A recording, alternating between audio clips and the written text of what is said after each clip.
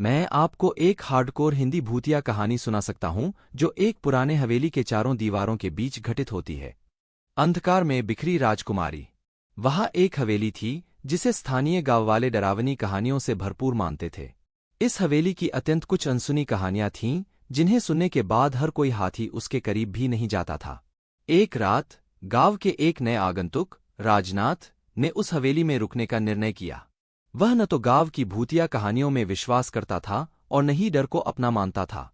जब राजनाथ हवेली पहुंचा तो उसने उसकी भव्यता और विशालता से प्रभावित हो गया। लेकिन रात के साये में वहां कुछ अनजाने के लिए कुछ अजीबोगरीब महसूस होने लगा। जब उसने हवेली के किनारे के कोने में एक पुरानी पेंटिंग को ध्यान से देखा तो उसका दिल एकदम धड़कने लगा। पेंटिंग में एक सुंदर सा राजकुमारी का चित्र था जिसकी आंखों में कुछ खौफनाक था। राजनाथ ने विचार किया, क्या यह संभव है कि यह राजकुमारी अब भी इस हवेली में है? उसने तुरंत अपने साथी को बुलाया, लेकिन उसकी आवाज को कोई नहीं सुना। धीरे धीरे हवेली की गहराइयों से एक कुछ अनजान आवाज सुनाई दी, जैसे कि कोई आत्मा अपनी विचित्रता से राजनाथ को बुला रही हो। वह अंतर्मन से अब दहल गया। स्थानीय कहानियों में से एक बताती थी कि हवेली में एक प्रेतात्मा, जिसे बिखरी राजकुमारी के नाम से जाना जाता था, रहती है।